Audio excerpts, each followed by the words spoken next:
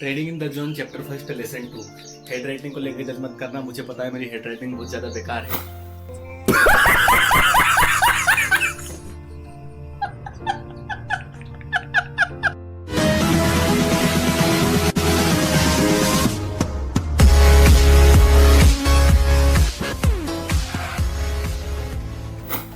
Poet mark Douglas जी कहते हैं कि मार्केट में 2 टाइप्स के लोग होते हैं।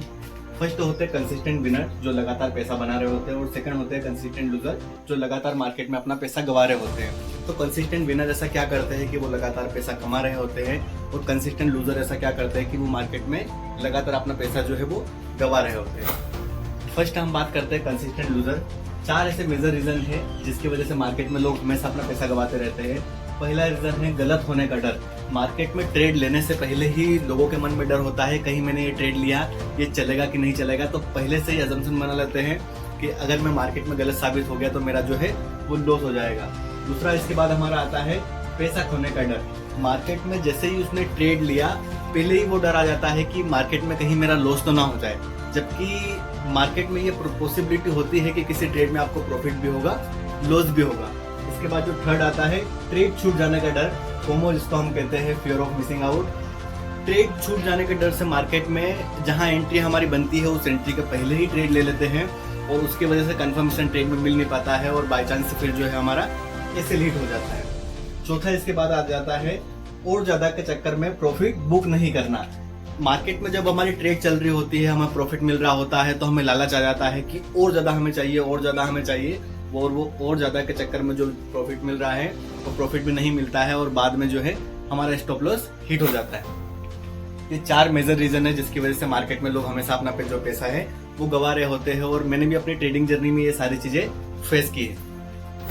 सेकेंड अब बात करते हैं कि जो कंसिस्टेंट विनर है वो ऐसा क्या करते हैं कि हमेशा जो है मार्केट में पैसा बना रहे होते हैं, कंसिस्टेंट जो है विनर बने रहते हैं। तो कंसिस्टेंट विनर का केवल एक ही पॉइंट है, लेकिन वो एक पॉइंट अगर हमने सीख लिया तो वो हमारी ट्रेडिंग जर्नी को और ज्यादा बेटर जो है वो बना सकता है।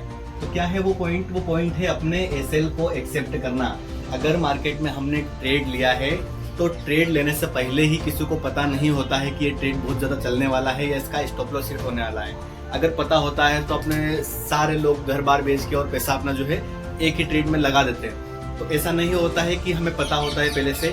इसलिए लेखक मार्क डगलस जी कहते हैं कि किसी आप ट्रेड में एंटर किए हो तो पहले से ही उसमें अपना रिस्क को एक्सेप्ट करना सीखो कि किसी पार्टिकुलर ट्रेड आपने ली है तो उसमें अगर आपने 1000 का स्टॉप लॉस रखा है, 1500 का प्रॉफिट रखा है, तो उस 1000 के स्टॉप लॉस को एक्सेप्ट करना कि अगर मार्केट में मेरा स्टॉप लॉस हिट हो गया तो मैं बिना कुछ रिवेंज ट्रेडिंग या ओवर ट्रेडिंग किए मार्केट से बाहर आ जाऊंगा।